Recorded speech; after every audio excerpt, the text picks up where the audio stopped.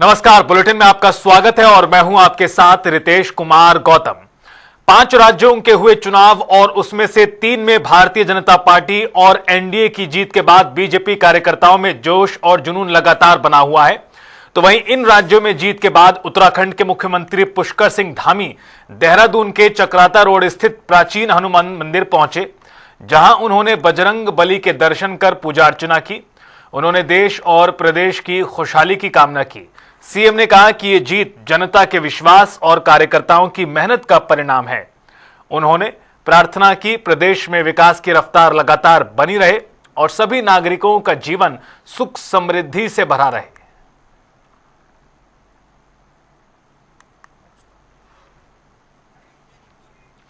मुख्यमंत्री पुष्कर सिंह धामी ने अफसरशाही को साफ और कड़े निर्देश दिए हैं। जनता की शिकायतों पर अब नो पेंडेंसी ओनली एक्शन होगा। उन्होंने सभी विभागों को तय समय सीमा में समस्याओं का समाधान करने के निर्देश देते हुए कहा कि फाइलों को लटकाने की संस्कृति बर्दाश्त नहीं की जाएगी। मुख्यमंत्री ने दो टूक कहा कि जनहित सरकार की सर्वोच्च प्राथमिकता है और किसी भी तरह की लापरवाही पर सीधे कार्रवाई होगी और इस सख्ती के साथ सरकार अब जवाबदेही और तेज कामकाज की दिशा में बड़ा कदम उठा रही है। जनता को चूँकि सही समय पर उनकी जो परेशानियां हैं वो दूर होनी चाहिए, जनता की सुनवाई होनी चाहिए और जो हमारे योजनाएं हैं वो योजनाएं समय पर धरातल पर उतरनी चाहिए। उनका टाइम बॉन्ड होना चाहिए, गुणवत्ता होनी चाहिए और अधिकारियों को उसके लिए अपडेट रहना चाहिए। ये मैंने सभी अधिकारियों को कहा है और सभी विभागों को भी कहा है, जिनके विभागों में जो भी पेंडेंसियां हैं वो पेंडेंसियां समाप्त होनी चाहिए। नो पेंडेंसी हमारा जो है ध्येय वाक्य होकर उसको हमें अपने काम में लाना चाहिए। सर, पिछले साल आपने क्या देहरादून में मुख्यमंत्री पुष्कर सिंह धामी ने पश्चिम बंगाल में मिली जीत को ऐतिहासिक बताते हुए कहा कि ये केवल चुनावी सफलता नहीं बल्कि जनता के विश्वास और बदलाव की जीत है। उन्होंने जीत का श्रेय प्रधानमंत्री नरेंद्र मोदी के नेतृत्व और उनकी नीतियों को दिया। सीएम ने कहा कि डबल इंजन सरकार का मॉडल देश भर में विकास की नई गति दे रहा है और बंगाल में भी अब सुशासन और पारदर्शिता को बढ़ावा मिलेगा। उन्होंने कार्यकर्ताओं की मेहनत को सराहा और कहा कि परिणाम देश की राजनीति को स्पष्ट संदेश देता है कि जनता अब मजबूत नेतृत्व और विकास के साथ है। बंगाल की जीत कोई सामान्य जीत नहीं है।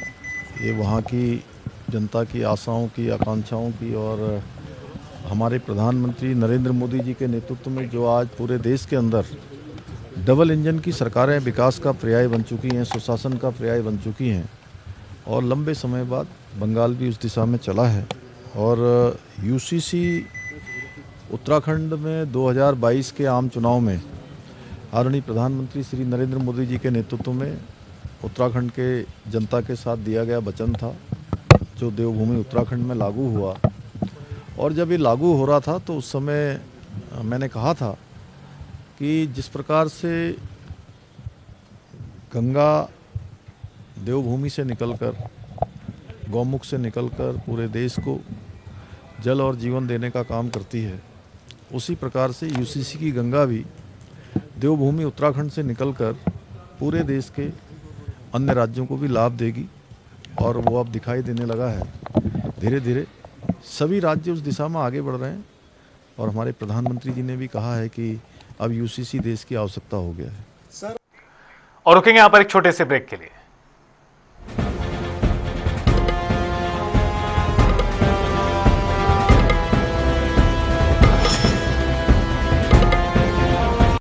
स्वागत है और आपको एक बड़ी जानकारी से रूबरू करा दें। केदारनाथ धाम में बीमार श्रद्धालु का सफल रेस्क्यू किया गया है। प्रशासन ने तत्परता दिखाते हुए बीमार श्रद्धालु को रेस्क्यू किया। हेलीकॉप्टर से नीचे भेजा गया। एनडीआरएफ, एसडीआरएफ और डीडीआरएफ का संयुक्त ऑपरेशन ये था। मरीज को अस्पताल से पहुंचाया गया है। हेलीकॉप्टर से बेहतर उपचार के लिए किया गया रवाना। जिला प्रशासन और स्वास्थ्य विभाग पूरी तरह मुस्तैद नजर आए। सभी रेस्क्यू एजेंसियों का समन्वय मिसाल बना है इस पूरे ऑपरेशन के दौरान। यात्रा में श्रद्धालुओं की सुरक्षा सर्वोच्च प्राथमिकता बताई गई।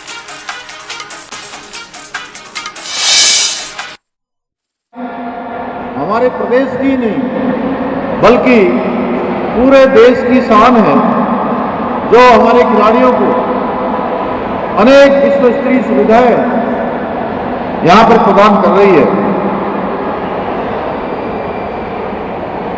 आइस रिंक की स्थापना वर्ष 2011 में की गई थी, जिसमें सबसे पहले एशियन विंटर गेम्स का आयोजन किया गया था, लेकिन उसके बाद के वर्षों में इसका सुचारू रूप से संचालन नहीं हो पा रहा था और ये बंद पड़ी हुई थी।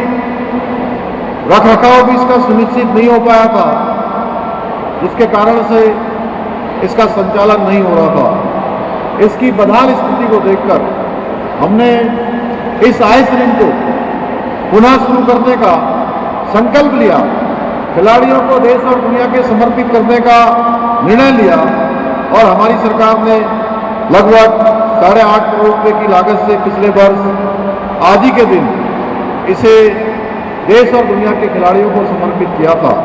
साथ ही इसके संचालन के लिए, जैसा अभी विशेष प्रमुख सचिव खेल ने भी बताया, खेल मंत्री जी ने भी बताया कि यहाँ पर 1 मेगावाट सोलर प्लांट स्थापित करके हरित ऊर्जा को भी बढ़ावा दिया।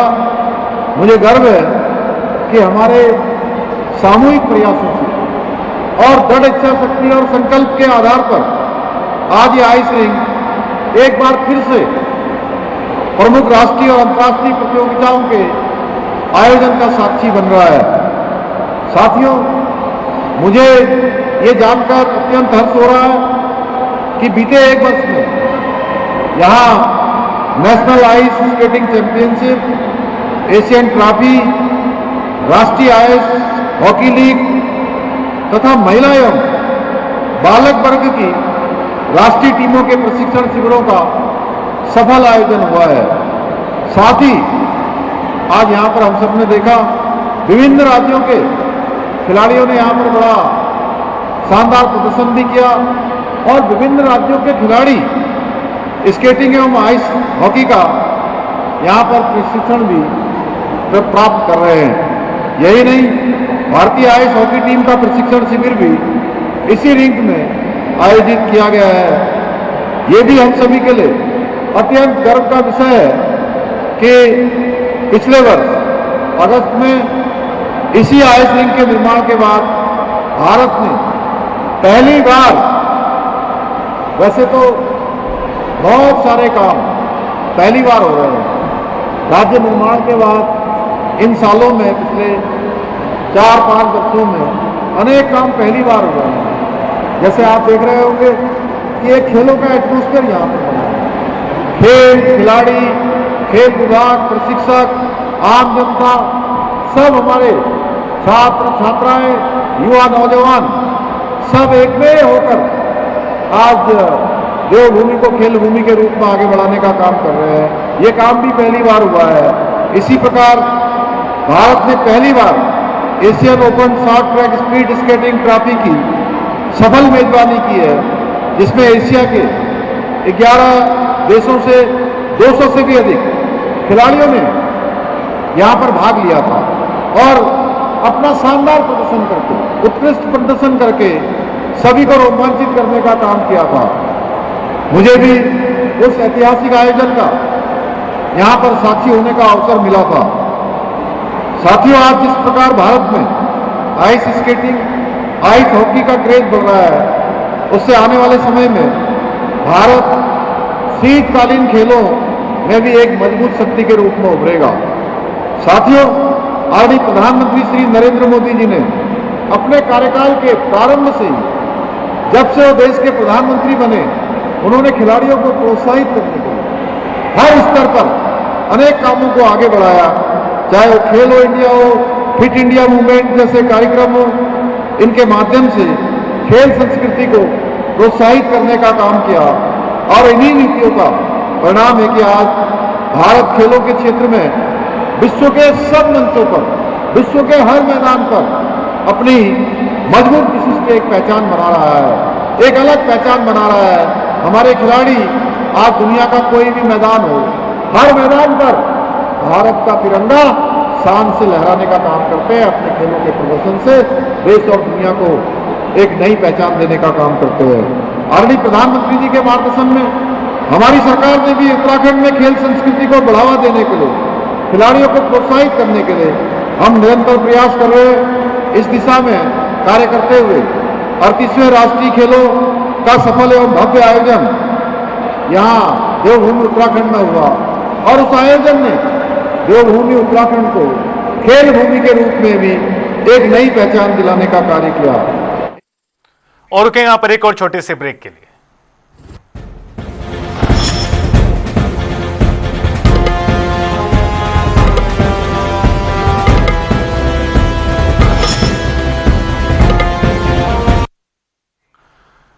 हरिद्वार में कुंभ मेला 2027 की तैयारियों को लेकर सरकार ने रफ्तार तेज कर दी है। इस कड़ी में शहरी विकास मंत्री राम सिंह कैड़ा ने मेला नियंत्रण भवन में अधिकारियों के साथ समीक्षा बैठक की, जहां श्रद्धालुओं की भारी भीड़ को ध्यान में रखते हुए व्यवस्थाओं और निर्माण कार्यों की प्रगति पर चर्चा हुई। बैठक में मेला अधिकारी सोनिका और अन्य वरिष्ठ अधिकारी मौजूद रहे, जिन्हें समयबद्ध तरीके से सभी कार्य पूरा करने और किसी भी तरह की कमी न छोड़ने के सख्त आदेश दिए गए। प्रशासन का लक्ष्य है कि कुंभ मेला 2027 को भव्य, दिव्य और सुव्यवस्थित बनाया जाए। कुंभ की तैयारी को लेकर के आज यहाँ पर हरिद्वार में समीक्षा बैठक मैंने रखी थी, जिसमें पीडब्ल्यूडी से लेकर के पेयजल निगम, जल संस्थान और जल निगम, रोडवेज, बिजली से लेकर के सभी विभाग यहाँ पर मैंने बुलाए थे।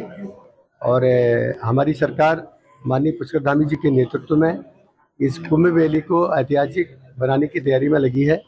निश्चित रूप से मैंने सभी विभाग के अधिकारियों को यहाँ पर इसलिए बुलाया था कि मेले के दौरान किसी भी यानी कि जो बाहर से यहाँ पर तीर्थयात्री आते हैं, हमारा तीर्थ स्थल है और यहाँ पर किसी भी तीर्थयात्री को किसी भी प्रकार की परेशानी न हो, इस उद्देश्य से आज मैंने समीक्षा बैठक रखी थी। और सभी अधिकारियों को स्पष्ट शब्दों में मैंने कहा है, जिसको जो भी जिम्मेदारी मिली है उस जिम्मेदारी का निर्वहन करें और इन टाइम जो काम करने की समय सीमा आपको दी गई है उस समय सीमा के अंदर आप काम को तैयार करें, जिससे कि इस मेले को हम ऐतिहासिक बना सकें और पूरी दुनिया में, पूरे भारतवर्ष में इस कुंभ का एक अच्छा संदेश जाए। देहरादून में बड़े अंतर्राज्यीय ठगी गिरोह का पर्दाफाश हुआ है, जहां खुद को राष्ट्रीय पार्टी के वरिष्ठ नेता का निजी सचिव बताने वाला शातिर ठग पुलिस के हत्थे चढ़ा। मामला तब सामने आया जब एक महिला जनप्रतिनिधि से 25 लाख की मांग कर 13 अप्रैल को उसके साथी के जरिए रकम ठग ली गई। शिकायत के बाद पुलिस ने तेजी से कार्रवाई करते हुए जाखन से मुख्य आरोपी कनिष्क उर्फ गौरव कुमार को गिरफ्तार किया। फिलहाल पुलिस पूरे नेटवर्क की तलाश कर रही है।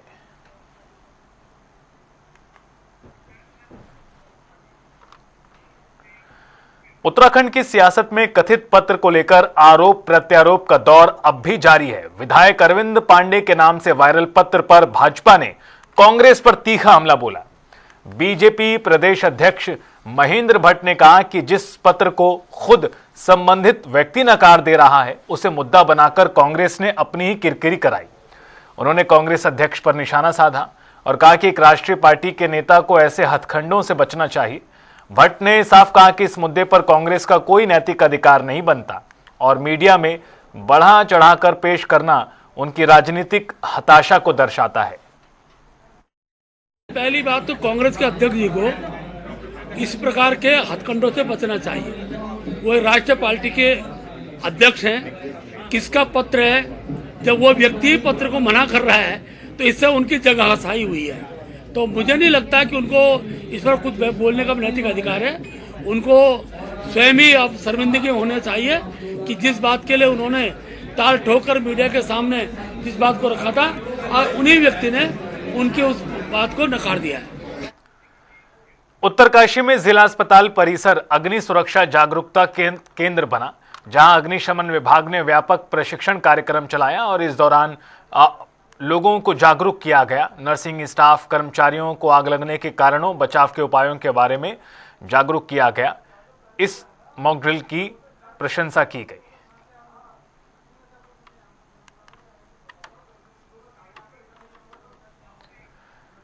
कैबिनेट मंत्री प्रदीप बत्रा ने रुड़की बस स्टैंड का फीता काटकर जीर्णोद्धार कार्य का शुभारंभ किया। इस परियोजना पर करीब 1 करोड़ रुपए की लागत आएगी, जिसके तहत बस स्टैंड को आधुनिक सुविधाओं से सुसज्जित किया जाएगा। कार्यक्रम के दौरान कैबिनेट मंत्री ने कहा कि रुड़की बस स्टैंड शहर का एक महत्वपूर्ण परिवहन केंद्र है और इसके विकास से यात्रियों को बेहतर सुविधाएं मिलेंगी।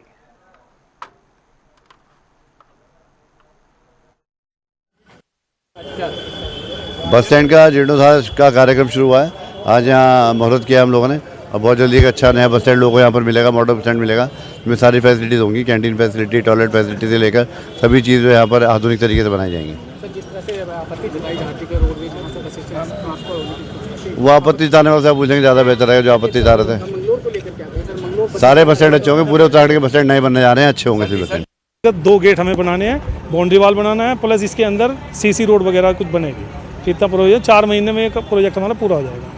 तो कितना फायदा होगा इससे पब्लिक को इसका मतलब एक सौंदर्यीकरण हो जाएगा। यहाँ पे आपको अलग लुक दिखेगी, बनने के बाद बस अड्डा दिखेगा, कुछ चीज़ बनना है यहाँ पे। बदहाल हालत है, बहुत दिन से बनी। इसके लिए तो एक्चुअली वो हायर अथॉरिटी बात कर पाएगी। कितनी लागत से बने? ये 4 महीने, ये 1 करोड़ रुपये इसमें भी सैंक्शन है। कब तक तैयार होगा? 4 मंथ। फिलहाल इस बुलेटिन में इतना ही, रुकेंगे यहाँ पर एक छोटे से ब्रेक के लिए।